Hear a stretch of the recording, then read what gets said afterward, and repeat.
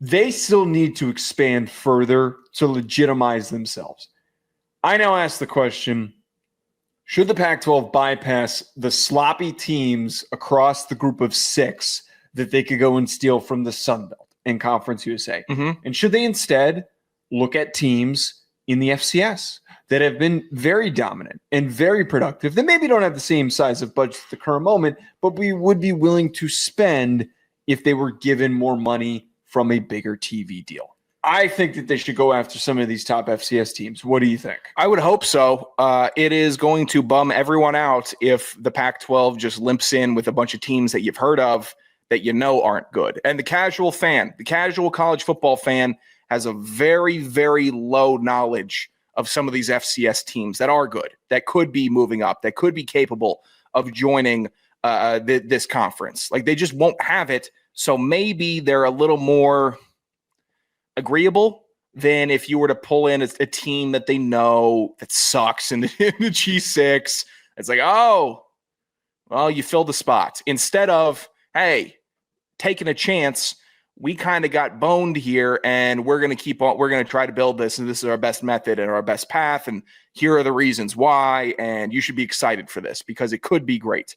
I don't think the people... Rack's saying Idaho like 100 times over, by the way. Sorry. Idaho would be great. It's very distracting. Come in with a rabid fan base. Give back, down, up, down, up. They're not doing that. Keep it up. Keep on going. Be that constant bubble. I love it. I'd love for Idaho. I'd love for Montana State.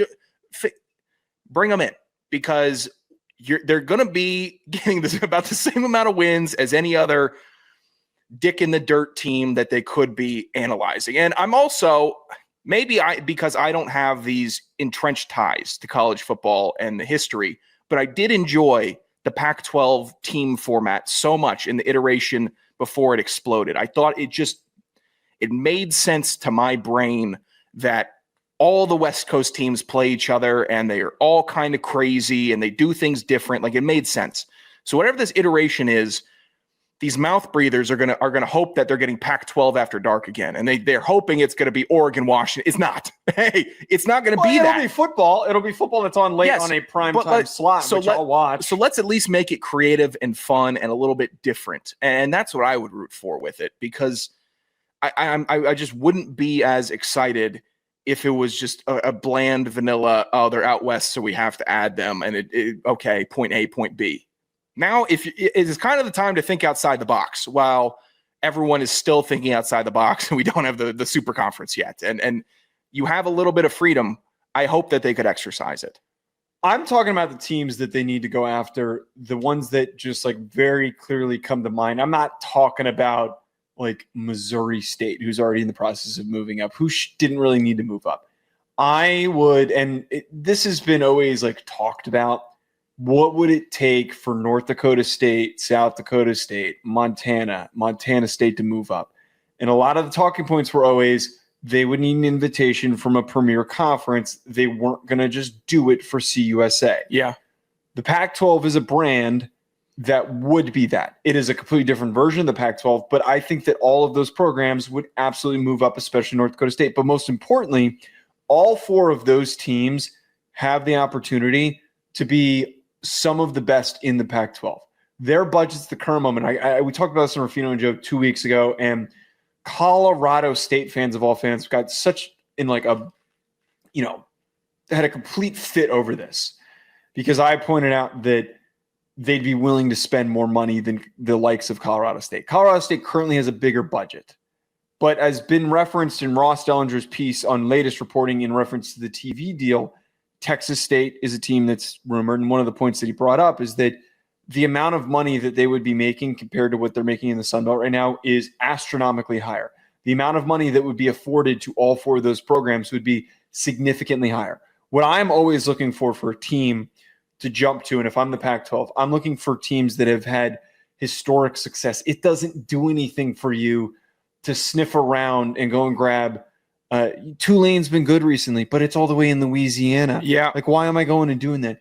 I want to get a team that has a very committed fan base that's willing to travel, that's willing to come to other games, that's within the general region, that will show up to the conference championship games. They go to Frisco every damn year because they want to see their team in a championship. They will show up to a Pac-12 championship game no matter where you put it. They absolutely will go.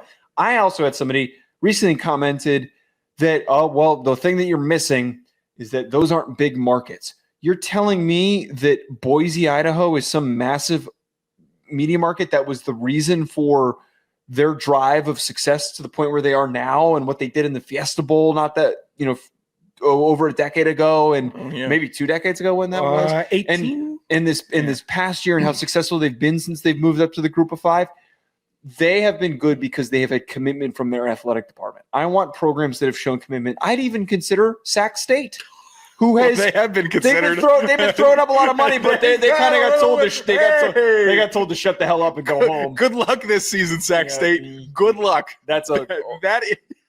I think, and I'm not advocating for the FCS to lose its biggest brands because I love the FCS. We cover the FCS on the college iteration of this channel, but I think that at least seeing some of those brands move wouldn't be bad because I love those fan bases and I want for them, they're not held back by the current version of college football, but I want for them to thrive even more than they're already thriving.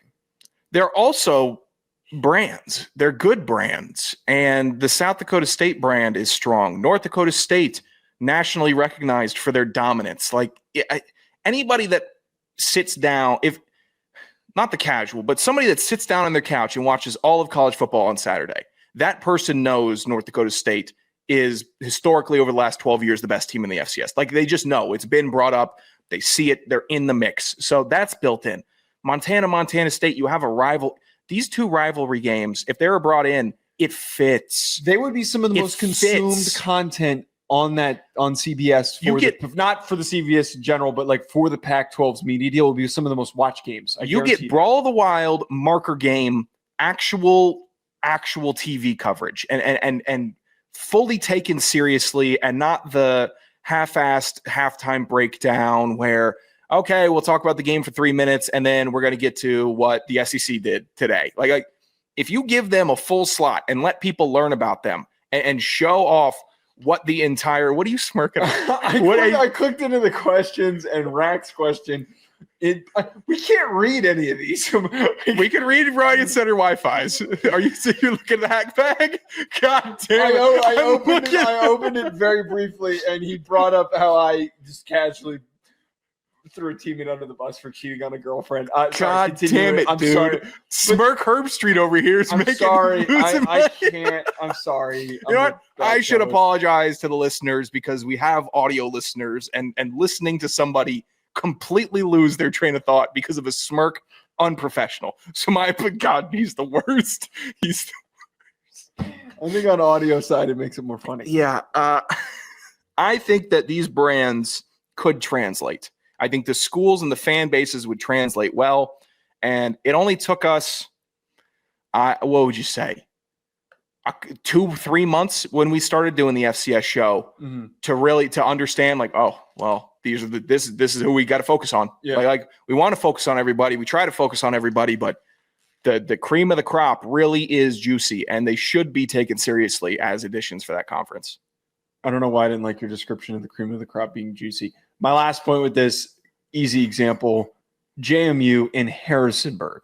Tell me that it's got a good alumni base, but outside of that, what evidence did we have them moving up to the Sun Belt that they were going to be dominant? They're one of the best group of 5 teams at the current moment. They kicked our ass any chance that they had, and they've historically been a great football program.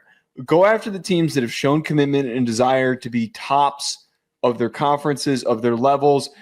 All of those teams that we talked about had been at lower levels at points. North Dakota State, South Dakota State weren't always FCS teams. They fought, scratched, clawed, moved their way up, put more money where their mouth was. They've got good stadiums, better than some of these crap stadiums for the Missouri Valley football teams that you just went and grabbed. So be aggressive. I just wonder, and I'd love to hear from I'm going to post this on the college channel, this segment.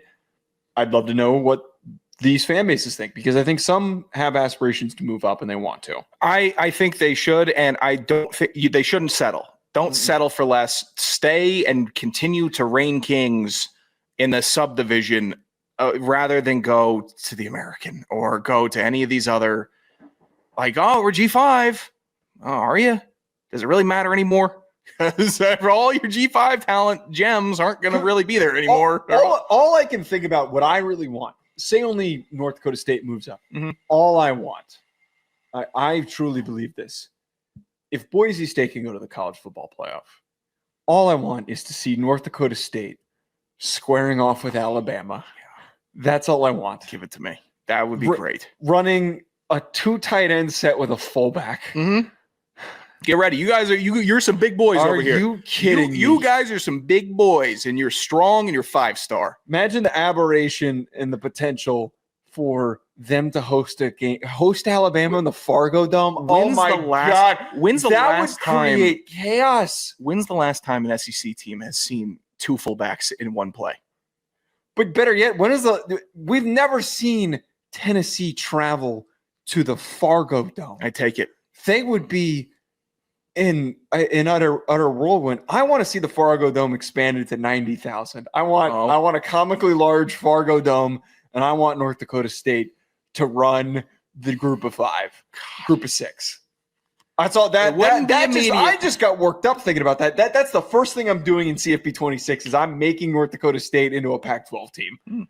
I'm yanking Utah State. I'm making North Dakota State a Pac-12 team. Yeah, Utah State. Utah State. You're going to add Utah State and say that their brand is strong? You think Utah State's Jordan Love? Anybody else? I had Jordan Love. North Dakota State had Carson Wentz. Trey Lance. Jordan Love's better. Well, okay, you're just naming bad quarterbacks that were drafted early. Well, you named the quarterback. I don't know. Who else is from Utah State? He was a great story coming out of Utah State. What else are we looking for from Utah? God, who was that running back on the Seahawks for a minute? Robert Turbin? I think he was Utah State. If Robert Turbin went to Utah State and you pulled a Robert Turbin college. I think I did. Wait a minute. There's no way. Hold on. Yep. There's no way. 4th round pick in 2012. There's absolutely zero reason to have that information in your brain.